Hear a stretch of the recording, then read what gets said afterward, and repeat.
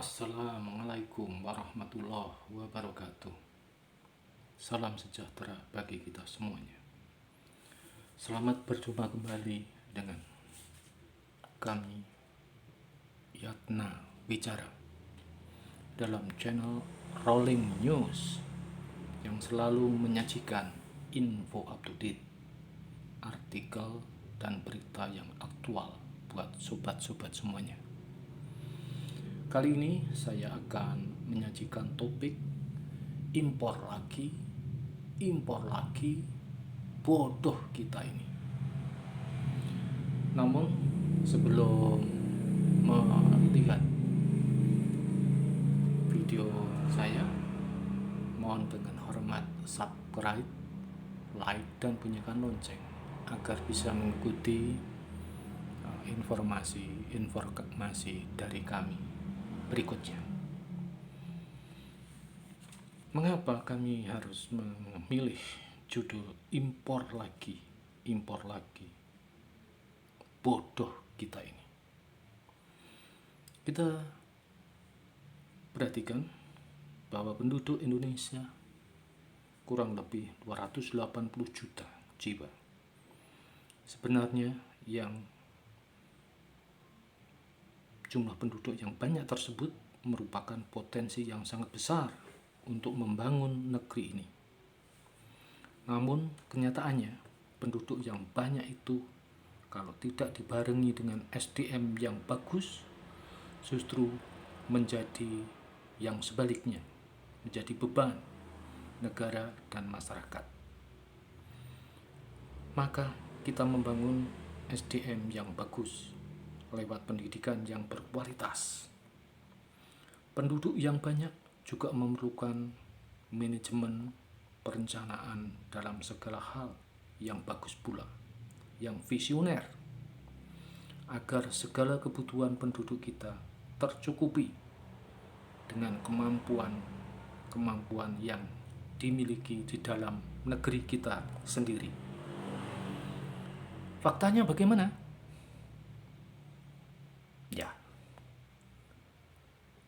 Ternyata faktanya kita selalu impor beras. Sejak dulu kita selalu impor beras. Artinya negara harus mengeluarkan devisa yang seperti itu sebetulnya tidak bagus untuk pertumbuhan ekonomi kita. Maka solusinya kita harus segera bisa swasembada beras.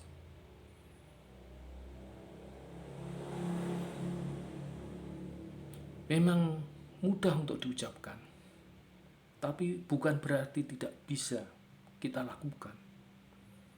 Kalau kita ada upaya yang serius untuk bisa swasembada beras.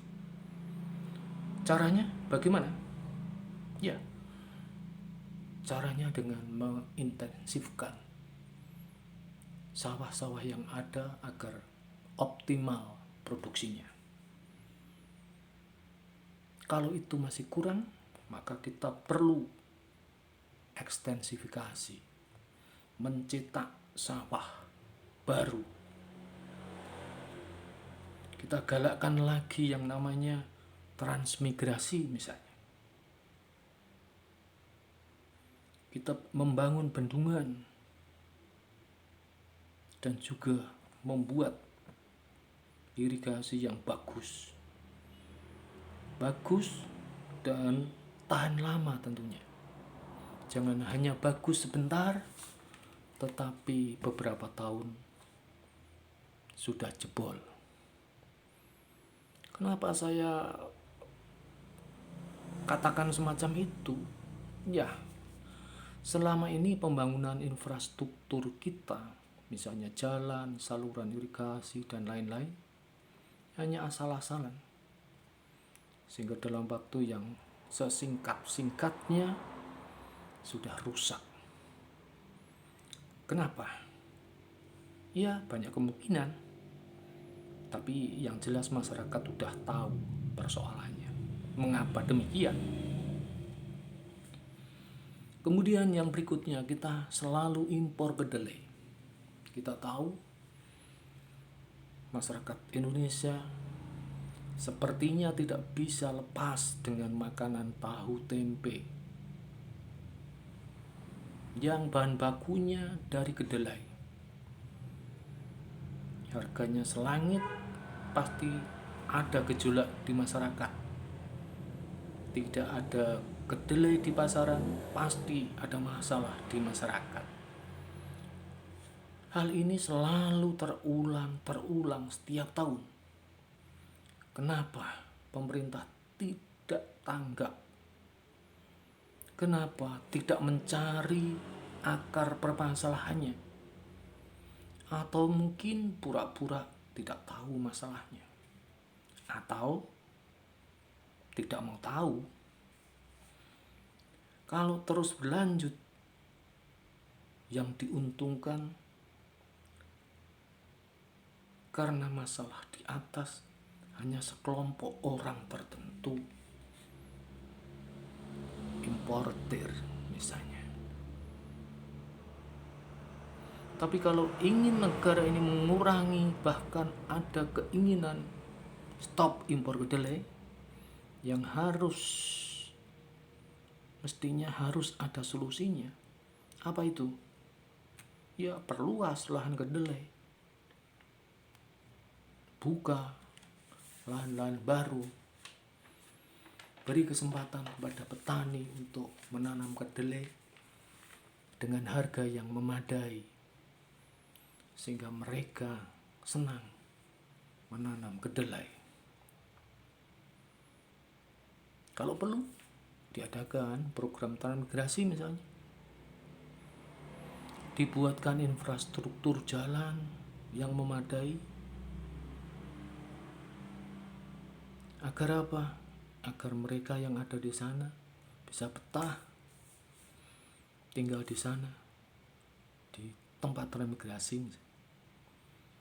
Tapi ya ini perlu keseriusan dari pemerintah dengan niat memperbaiki ketahanan pangan kita.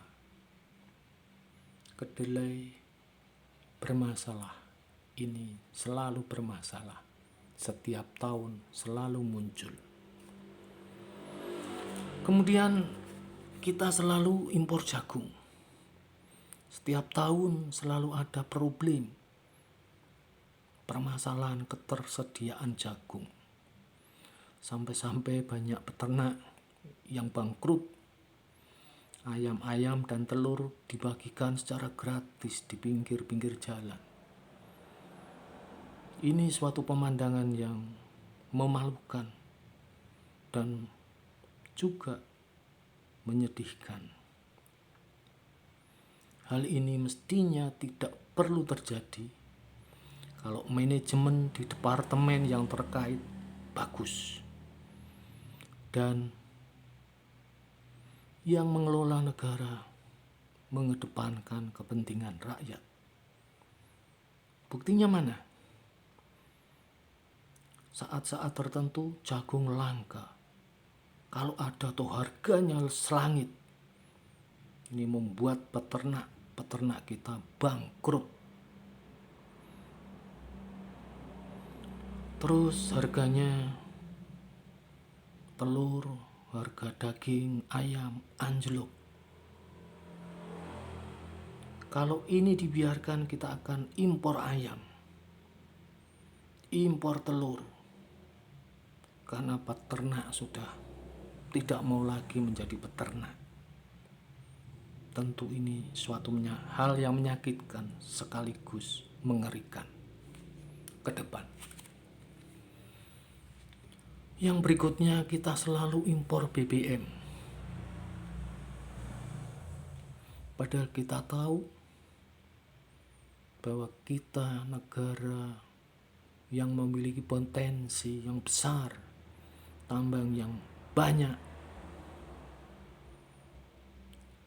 Yang satu ini merupakan kebutuhan rakyat banyak. BBM ini kalau tidak diperhatikan dan naik, apalagi langka. Ini sudah meresahkan masyarakat dan efeknya sangat panjang, karena semua hal, barang-barang dari satu tempat ke tempat lain perlu BBM. Maka kalau BBM itu naik, maka harga yang lain ikutan naik. Kalau sudah naik artinya akan meningkatkan inflasi, menambah kemiskinan, dan tentunya daya beli masyarakat yang menurun. Ini juga akan menjadi masalah. Terus pemerintah dengan gampang memberikan BLT minyak goreng, BLT BBM, BLT LPG dan lain sebagainya. Terus sampai kapan pemerintah kuat memberikan BLT itu? Ya, ngutang lagi deh. Ngutang lagi. Wah, repot kalau begitu. Presiden kita, Bapak Jokowi, sudah menginstruksikan agar Pertamina membangun kilang minyak beberapa tahun yang lalu. Tapi sampai sekarang bagaimana hasilnya? Sudah berapa persen yang dibangun? Sudah berapa biji yang sudah selesai? Andaikan instruksi presiden itu segera dikerjakan, dipastikan kita tidak impor BBM lagi. Namun ada pihak tertentu yang bisnisnya diganggu. Ya, istilahnya apalah, mafia kek, atau yang lain istilahnya. Nah, pertanyaannya, beranikah kita melangkah untuk menghadapinya? Yang sejak dulu tidak selesai-selesai masalah mafia minyak dan gas ini. Ya, sebagai penutup kami sampaikan bahwa kalau penyelenggara negara punya jiwa yang tulus untuk memajukan bangsa, masalah di atas pasti bisa diatasi. Pertanyaannya, berapa persen penyelenggara negara kita yang tulus, jujur, berintegritas untuk membangun negara kita ini? Jawabannya ada di pikiran kita masing-masing.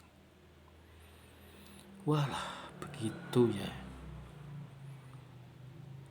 Karena sementara ini kita nggak pingin mandiri sepertinya. Kita lebih senang impor. Segera dapat uang komisi, selesai sudah. Tapi kita akan mengimpor terus. Saya kira itu pilihan yang bodoh. Presiden kita beberapa minggu yang lalu mengatakan, kita impor ini, impor itu, impor ini, impor itu. Kalau itu diterus-teruskan, bodoh kita. Harusnya tidak hanya sampai statement itu. Harusnya segera ada tindakan nyata agar kita ke depan segera bisa menjadi bangsa yang mandiri, bangsa yang kuat. Wassalamualaikum warahmatullahi wabarakatuh. Mohon maaf bagi Anda yang belum subscribe. Mohon subscribe, like, dan bunyikan lonceng terlebih dahulu. Terima kasih.